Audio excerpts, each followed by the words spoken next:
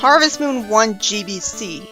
This is my favorite game in the series for having the fastest pacing and keeping things simple instead of frustrating. But it's still not perfect. Which crops you get to buy depends on the name of your character.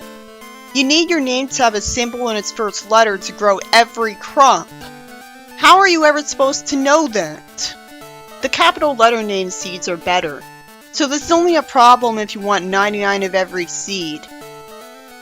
I don't even think this game has multiple save files. When I started up my file, I was dumbfounded that you only get 4 letters for naming anything. What were they thinking? How few real people names are only 4 letters long? You get the option to choose between a boy or a girl. The girl sprite doesn't really look like a girl enough. She's just a character with a red bob haircut. How are you supposed to know that if you choose a girl, you get 1 of every seed early, you get the sprinkler early, and the weather doesn't damage your fence? Or that having a cat means you don't get a wild dog, but you do get a mole? The cat doesn't seem to do anything. It doesn't even show hearts around it when I put it down, so I'm not sure if I'm raising its affection at all. I wouldn't be surprised if the pets didn't have any affection meter. The game fortunately kept the beginning cutscene short with just one scene of the character's grandpa telling them it's a ghost to go work on the farm. It's short relatively speaking, it's still too long. That was so weird. Why make him a Christian pop culture angel and remind me of those awful Bible games in a Harvest Moon game? It was so lazy that was all it consisted of. You don't even see her play her character during it. It was like it was just a dream of hers. I wouldn't expect this game to have an intro cutscene. Right after that what the fuck moment, we immediately get shown a pointless tutorial that at least relaxed me by telling me that the game is keeping it simple and familiar by telling me a bunch of stuff I already know. Most of the time the tutorials in these games are telling you stuff that even a first time player would know. And you'd have to be lucky to think to look on the desk near your bed before expanding your house so it can be lost forever actually, to get 1,000 gold. You end up going into your shed, and the first thing that happened to me was that I pressed A in front of the grass seed and didn't realize that automatically equipped it for me because the game's interface does nothing to indicate what you have equipped, which often results in you redundantly switching tools without knowing you're already equipped with the right one because you don't want to waste stamina on using the wrong tool. That's one of the most annoying things about this game. So because of this confusion, I accidentally used the grass seed and wasted it. If only it was impossible to waste seeds. The reason I don't keep the memo up that has me always know what tool I have equipped is because it blocks the screen in a game with such a small screen size, so it makes it more stressful to play the game than it would having to memorize what tool you have equipped. It's nice of the game to provide you with seeds for free at the start. It's also easy to exit the shed by accident because the shelf with the tools on is too close to the exit. You press the start button to switch tools. That's painful for an original 3DS. When you switch tools, your character stops for an agonizing second between every tool, including on the tool of you not having anything equipped. I wish you could just mash L and B and quickly switch through your tools. While in Friends of Mineral Town it's impossible to get rid of boulders and stumps with a beginner's tool, in this game it just takes 6 hits, as you saw last game.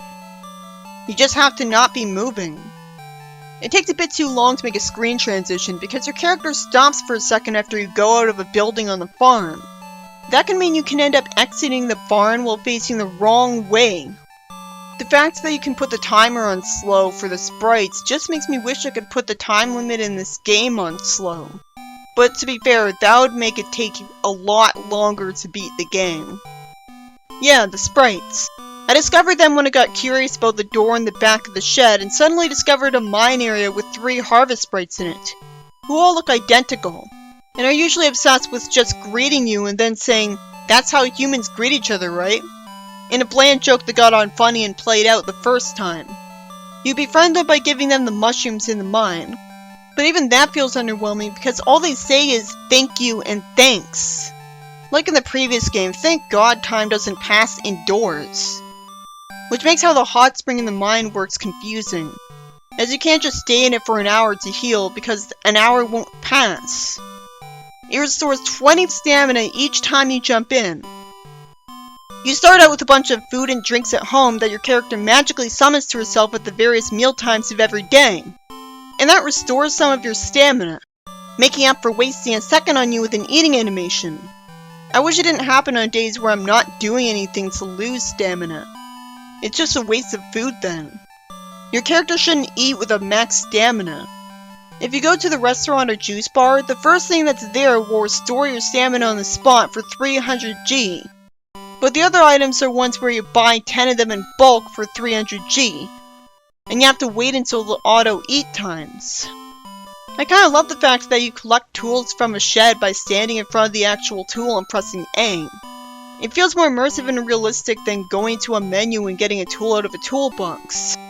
When I went to the town, I was shocked at how it was handled. It's not actually a town that your character has to walk around in, it's a menu.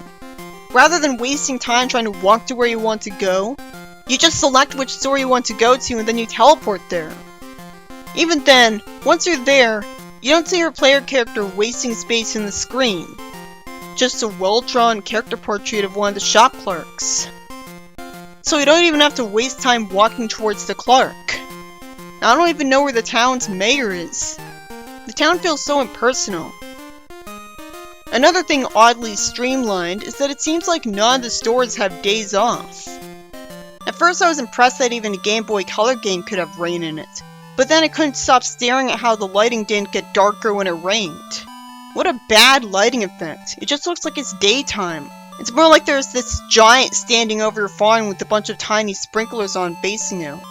Was it really too much to ask of a GBC game to give everything a darker color palette? Things get darker at night. It's not a big deal though. There aren't that many problems in this game that really bother me enough to feel like a big deal. I don't miss the relationship system of other games. That's less work for me. Pressing select shows your wallet. One of the how was I supposed to know that this game inevitably has the Harvest Moon game was that you can actually pick up the little parts of the fences in the farm that are there from the start that stand out from the other fences and put them in your lumber bin, which insists on calling the lumber the generic name materials because of a garbled translation. The TV report for good weather in spring is also badly translated, but I'm not going to make a habit of pointing out every time that a Harvest Moon game is badly translated, unless it's actually a problem in the gameplay. I didn't expect to be able to pick up the lumber there because they were there from the start. So I didn't think I'd start out with lumber just right there and not in my lumber shed. I ended up getting myself over 200 lumber over the course of a couple of days. At first it seems like the chicken was cheap because it's only 500 G, but then you find out that for some reason, you aren't allowed to have one unless you have enough grass seeds planted. And 2 of them isn't enough. I wish the game would tell me how much grass it wanted. I hate every time that a bird is in front of my house while I'm stuck standing still for a couple of seconds. And I hate that I can't bring crops into my buildings because time is frozen in the barn, so it'd be nice to ship stuff in the barn. Early on this spring, a horse just randomly goes to your farm and you get the horse for free. And again, there's no tentative justification for what came here. And like in the previous game, you don't even have to feed it. That's all really convenient. What made me hate the horse at first and wish it wasn't there was that its hitbox is bigger than it looks, and it likes to stand in front of crops you're trying to water, and you can't push it. Like in the previous game, you have to wait a season for it to mature, and then buy a saddlebag for it. And only then can you both ride it and use it as a shipping bin. At least you don't have to be making contact with it for the shipping to count this time. The way that she phrased it when she came to my farm confused me into thinking I would need to give up my watering can for a week to get the sprinkler. She meant it would take a week before she would start selling the sprinkler. The carpenter functions weirdly in the sense that if you tell him to expand your house, he says he'll come by tomorrow, and only then will he tell you the cost of materials needed and ask you to expand your house. So if you're trying to get it expanded at the carpenter's shop, you won't know if you're wasting your time or not. Since I cut all the stumps, now I'll have to buy materials from the store if I need them. What's the point of expanding your house in a game where you can't buy new furniture and customize the furniture in it and can't even get married? It's only there to give you something to buy.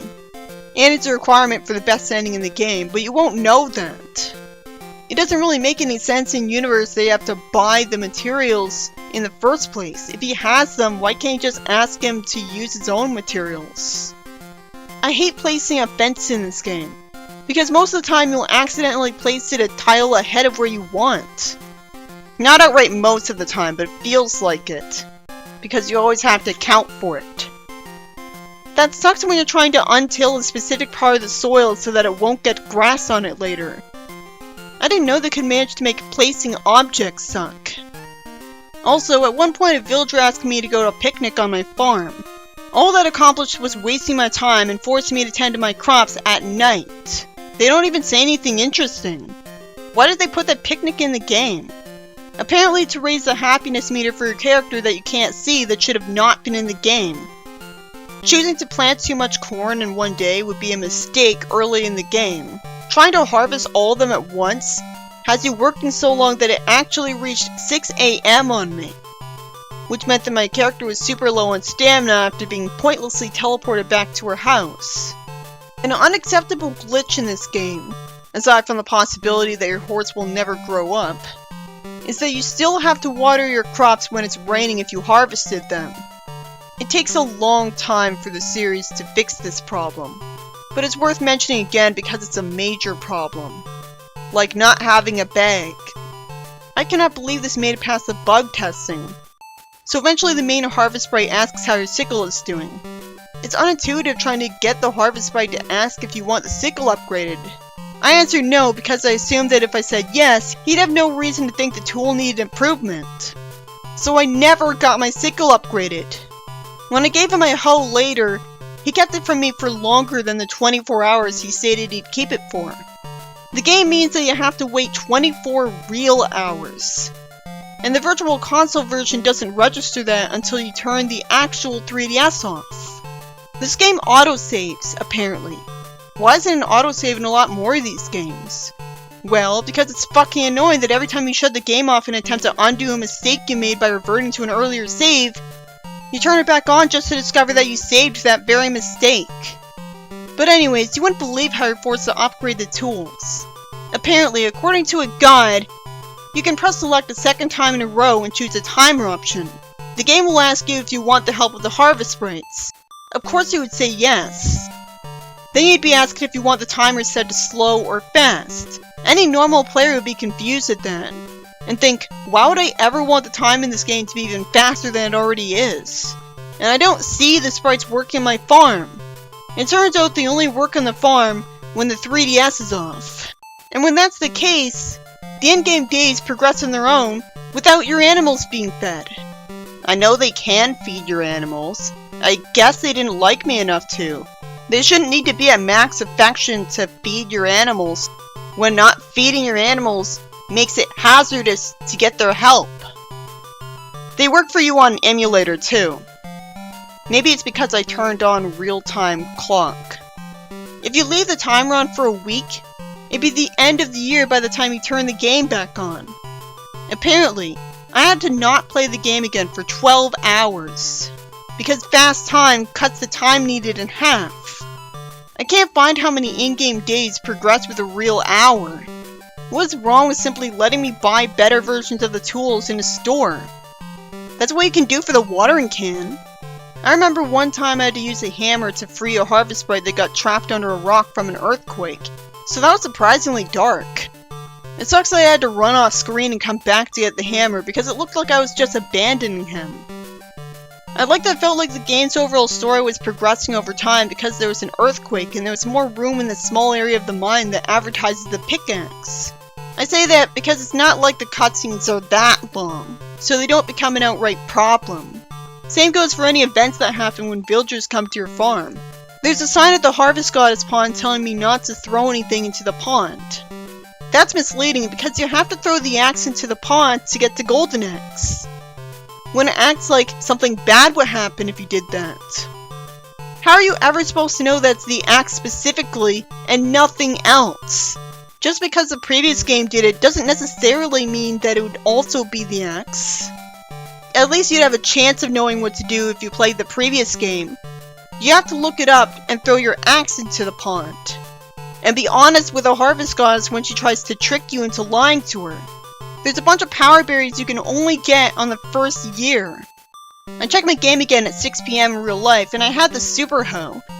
And thank goodness it didn't take too much time either in-game or in real life. It's odd how the old games streamline things. Like last game, the game doesn't waste your time and money having more than one tool upgrade for every tool. Speaking of streamlined, even Friends of Mineral Town wasn't able to make the gameplay itself.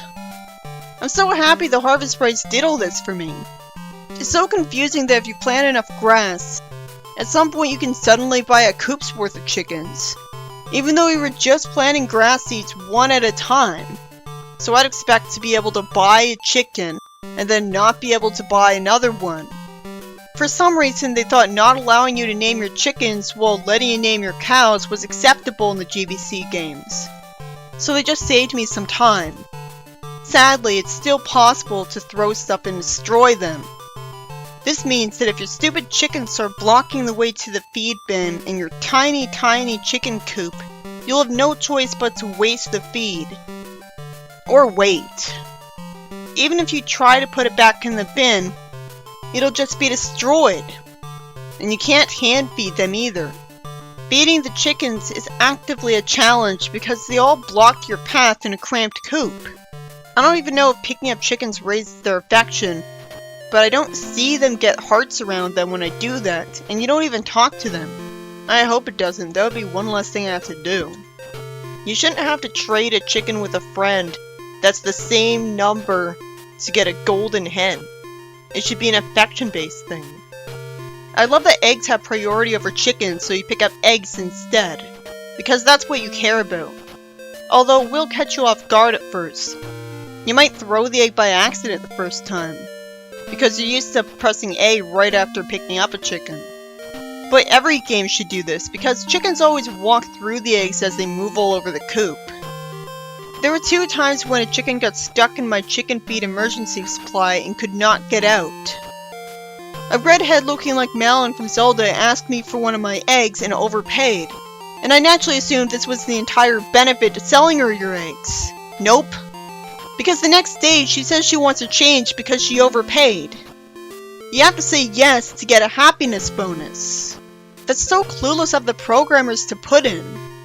This game is a hidden cheat where if you pray to the harvest gods at the church every day, she could bless a cow of yours so that it'll have large milk, even if you don't have a cow.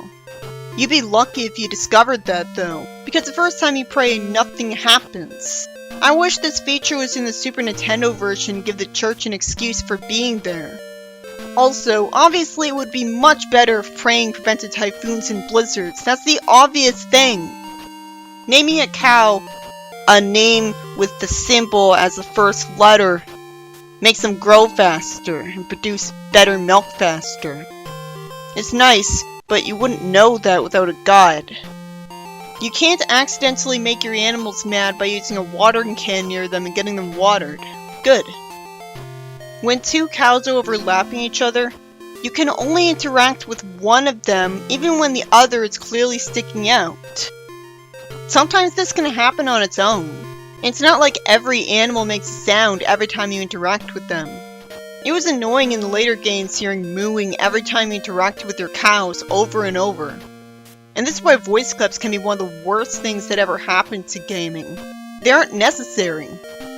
Here, the cows stay silent as they should. Why is there an entire cutscene every time you get a cow outside, even if you push it outside by accident? Wasn't it obvious they shouldn't do that because some players will always put cows out to graze, even though there's no reason to do it in the previous game? In the Game Boy version that looks awful, this takes an hour! I accidentally pushed a cow outside in the sun, and I saw the cutscene with my character walking with it, and then suddenly it was back in my barn. So, it's just a way to raise their happiness? Because it sure wouldn't make me happy having to sit through an unskippable cutscene for all 4 cows in a row every day. Milking uses up stamina now. What the fuck? Eggplants are single harvest? It seems like this horse is less mobile and a lot more stationary, being a great shipping bin. So this is another way that the game is ironically better than Friends of Mineral Town. No grass because it's another file since any codes make Anne's shop crash. The grass you're growing changes to a sickly brown in the fall, which created some confusion at first about whether I could still cut it and get fodder. So not only is this the first game where you can plant crops in the fall, but winter crops aren't as new as I'd expect them to be. Carrots are a winter exclusive crop. I love that soil never untills, and the snowy days even water the crops for you. The character's grandpa expands your farm when it was already more enormous than you knew what to do with anyways. Why do you have to wait until year 3 to buy the cheese and butter maker? Sleeping to year 3 doesn't let you buy the makers. I think they can be lost forever if your cows aren't all producing large milk by the start of year 3. It seems to me like there's nothing else left to do in the game that I'd have a reason to care about. So I looked it up, and becoming Ranch Master and getting a gift sounds like bullshit. Because you wouldn't do 6 without a guide. Good thing animal happiness isn't listed in the Ranch Master requirements. They fixed that from the previous game. But this game has a stupid, completely obscure happiness system again. And again, it doesn't tell you what increases or decreases your happiness. It is intuitive sometimes. The gifts include the fishing rod you should have always had, the pickaxe for the mining you should have always been able to do, and the umbrella which makes it rain the next day. Which sounds cool, but why would you play that long that you'd use it? It's a good thing it was programmed into the game though. Some people would have an action replay, so they just use that to get it early. Game Shark codes need to be the Game Genie version to work, in my experience. Why did they think it was acceptable to have the character grandpa only give you one tool gift at a time when there's so many of them? I naturally assumed you would get them all at once, considering it takes an entire real-life day just to progress to the end of the year. At least that's 4 times faster than most Harvest Moon games. As cool as these tools sound, they come too late in the game to matter. The only point in continuing to make money is that you need 65,536 G by the end of the year. But apparently that's really easy to achieve. You could have almost 100,000 G by the end of the second year. It turns out you also need 4,500 items shipped throughout the entire game's save progress. Gee, it sure is a good thing that there's a shipping list in this game, right? Wrong. So it seems you'll have to just keep blindly shipping things. Like last game. But it's better to not feel obligated to finish a shipping list. You'll probably do it, so it doesn't matter that you can't track your progress. Oh, but that's not all! Apparently breeding animals increases your happiness. Like last game. It doesn't make me happy because it takes significantly longer to get max animals at max affection that way. I would have to sell most of my cows and basically start over. So the shipping requirements would take even longer. And the cow would be pregnant for a long time. Over and over. Who the hell chooses to breed animals in a Harvest Moon game when buying them is way more convenient? And doesn't have you missing out on as much dairy product from them. Breeding is the trap for the player that doesn't know any better. And I love how quick the "your cow is born" cutscene is. You don't get woken up in the morning and have to sit through a seconds-long load time just because a cow or chicken was born. 2 of them, in fact, to get you back home. All you do is enter your barn or coop like normal, and the baby animal is suddenly there. And if it's a cow in particular, you're prompted to give it a name. At first I thought the game soft-locked on me because it took so many seconds to go to the naming screen. Another happiness requirement is that you apparently need 99 of every storable food item by the end of the year. It makes sense that my character would feel more secure and happy having tons of food. It takes some thought to realize this though. I went most of the game having no food at all, because this isn't a game with a hunger meter. And event participation is another happiness requirement. It makes sense in-universe. It certainly doesn't make me happy seeing the time get arbitrarily skipped forward several hours. The existence of those events in theory makes me happy because it's a new thing to look forward to in the game. Nina knowing its Sprite exists is cool, but it skips ahead to night. They're the most bare-bones festivals ever. All you do is talk to two people stuck to one screen and nothing happens. That's clearly underwhelming.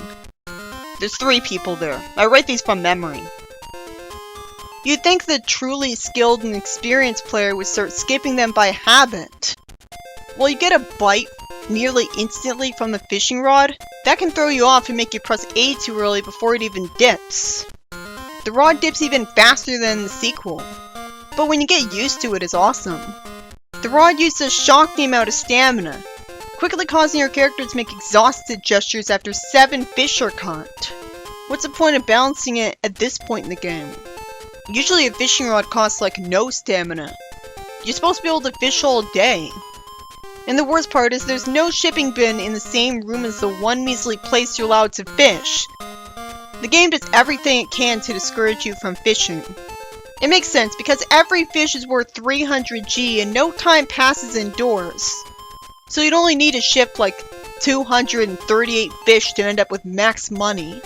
I quickly gave up because it's actually faster to spend a month farming than to try to get all that fish shipped to get max money, when you're constantly getting cans and boots that are wastes of programming, and have to jump into the hot spring every several fish. And every time you fish anything up, you get automatically forced to face to the left for no reason. You aren't even allowed to bring the fish out of the mine for no reason. So much for giving it to Maria as a gift when she decides to stay at your house. Don't get your hopes up though. While it's functionally the game letting you have a spouse finally, eventually she'll leave no matter what. She's only hiding so her mayor dad won't make her marry someone. And somehow that ploy works. If you don't feed your cows, they'll die. You don't get a cutscene telling you about this right in the morning. So if you think that because chickens can't get sick, you can just sleep to the end of the year without feeding the cows, you're unfortunately wrong. It's great that you can skip his scoring with B. Thankfully, the game still thinks you have cows until you enter that barn.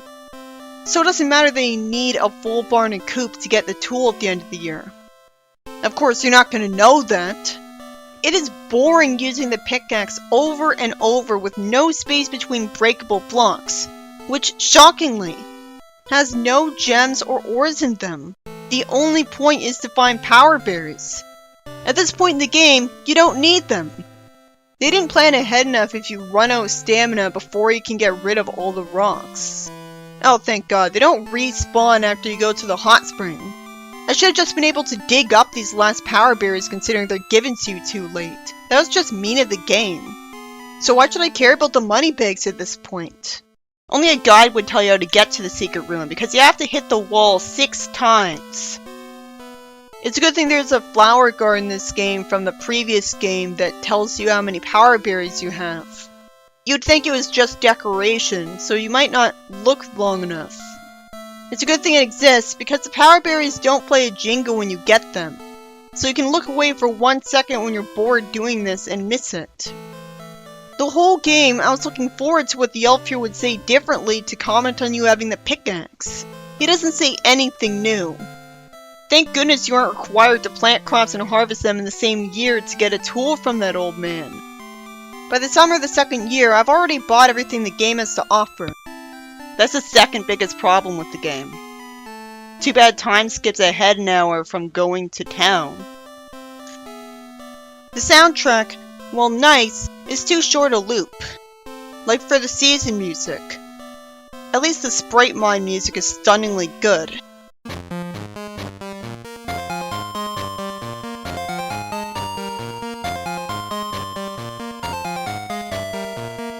It sounds intimidating.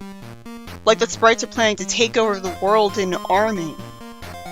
When I first heard the summer music, I was like, what the fuck? What is this chaotic music?